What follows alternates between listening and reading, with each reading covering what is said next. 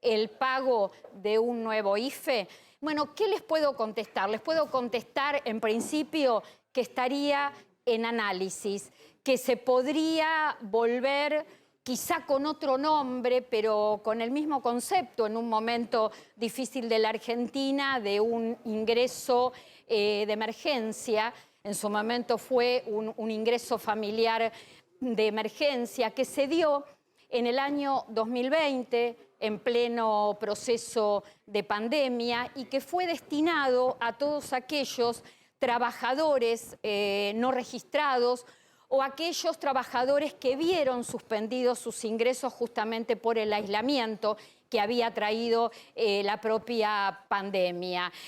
Ustedes recordarán, porque esto lo hablamos mucho en Lo Justo y Necesario, lo hablamos muchísimo en A24, este ingreso, este pago extraordinario fue dirigido a todos aquellos trabajadores no registrados, monotributistas sociales, monotributistas de las categorías A y B, empleo doméstico que tuvo serias dificultades para trasladarse de un lado al otro, y también todo lo que tuvo que ver con, alcanzó también a titulares de asignación universal por hijo, de asignación universal por embarazo y el programa Progresar. Hubo 3 IFEs en el año 2020.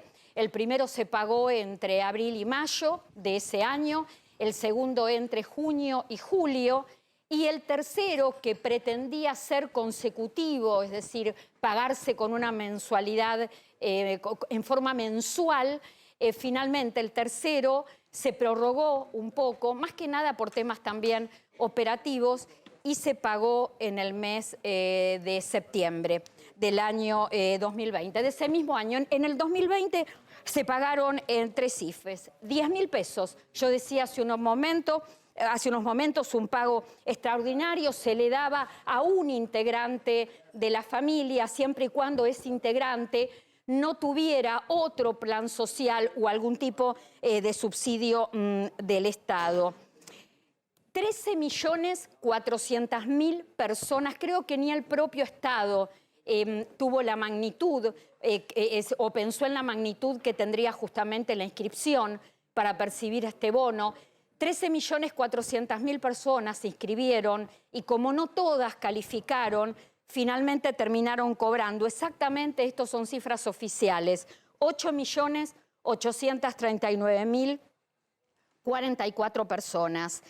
El 55,7% fueron mujeres, el 44,3% fueron hombres y el 52% del total quedó representado en la franja de 18 a 24 años. ¿Por qué más las mujeres? Porque en la población argentina somos mujeres más que hombres, porque las mujeres todavía siguen luchando por la igualdad de género en lo que tiene que ver con los ingresos, y además porque cuando se trata de asistencias, las mujeres tenemos prioridad de cobro. Decía yo, 13.400.000 personas se inscribieron, cobraron, se les pagó a 8.839.044 personas, que representó en ese momento el 20% de la población de la Argentina. Según el propio organismo, ANSES dijo en ese momento que fue la prestación económica de mayor alcance en la historia del país.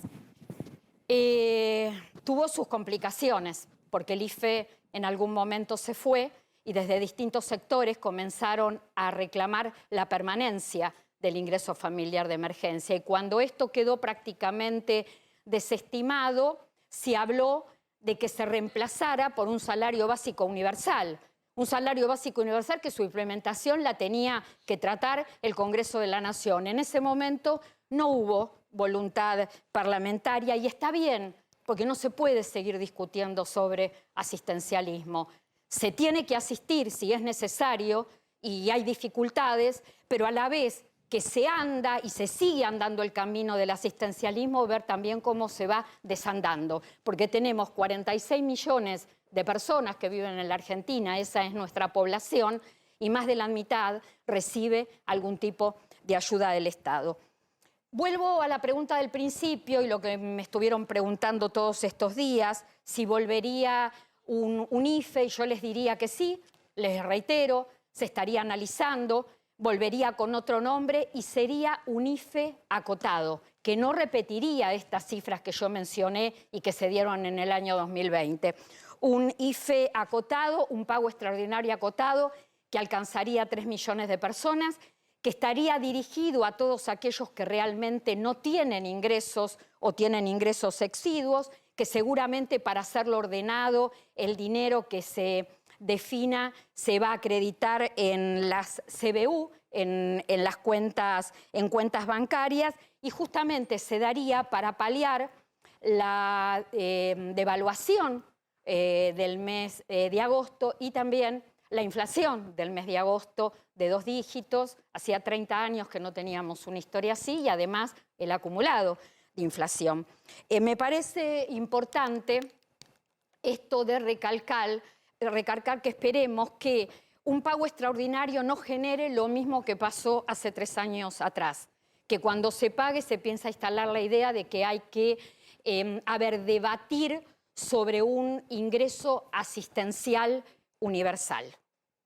Espero que no haya voluntad parlamentaria, porque la verdad que tenemos muchas dificultades, y cuando un país tiene dificultades es importante, y lo positivo es que repiense algunas cuestiones. Y una de las cuestiones que se tiene que repensar en la Argentina es cómo se sigue ayudando a los que la pasan mal, pero en paralelo se comienza a desandar ese camino. Porque esto lo digo siempre y lo voy a decir hasta el cansancio, y ya con esto cierro la editorial. Tenemos que repensar, porque la permanencia, la perpetuidad del asistencialismo es un fracaso. No solamente en la Argentina, en el mundo es un fracaso. ¿Y por qué el asistencialismo permanente se convierte en un fracaso? Porque no permite que un país crezca.